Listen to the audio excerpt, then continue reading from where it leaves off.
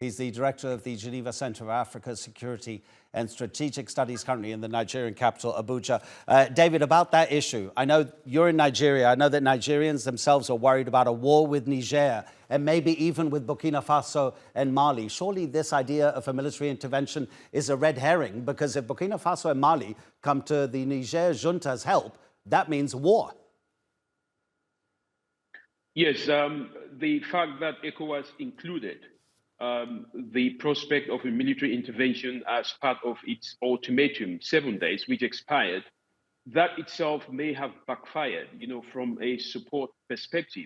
We see a lot of people cutting across, civil society, religious authorities from Nigeria, for example, saying no, that a military intervention, it's not going to resolve the problem. They are afraid that you can carry out a military intervention, but you might not know when that ends.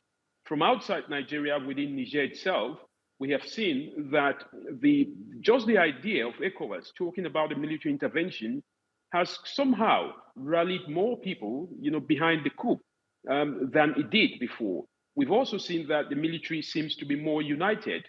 They are also more solidified by the fact that they are now supported by countries like Burkina Faso and Mali that sent envoys to give their support.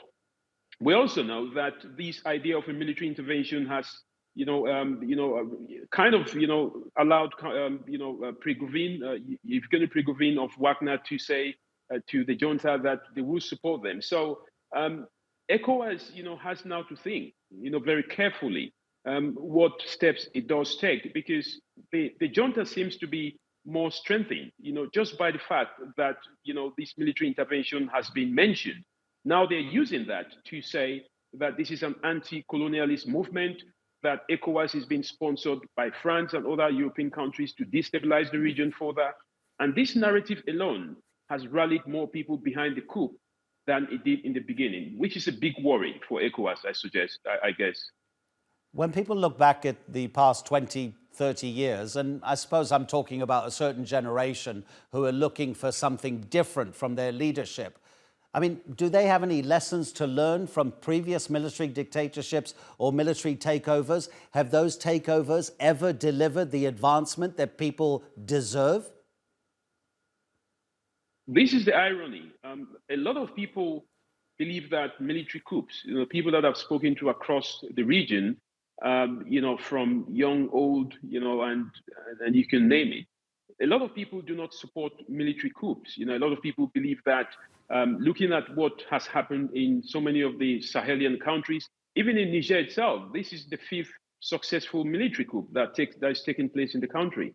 So I don't think people really believe that a military coup is the solution.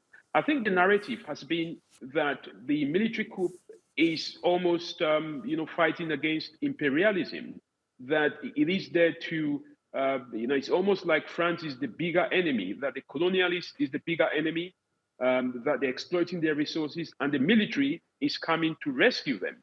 But we've seen that, from history of coup d'etat, the military has not been able to, do anything to, alleviate the economy. They haven't been able to deal with corruption. As a matter of fact, it has increased in most of the military regimes that we've seen in the past and in the present. They haven't been able to resolve the insecurity that they used as justification. But what people are being told is that, this is an anti-French, an anti-colonialist movement, an anti-ECOWAS, movement against, the interests of the people. So I think it's all about, the high level of propaganda, misinformation, and disinformation. But for the people of Niger, they think, the greater evil is France. The lesser evil is military coup. David Otto, we always appreciate your contributions. Thank you so much, David.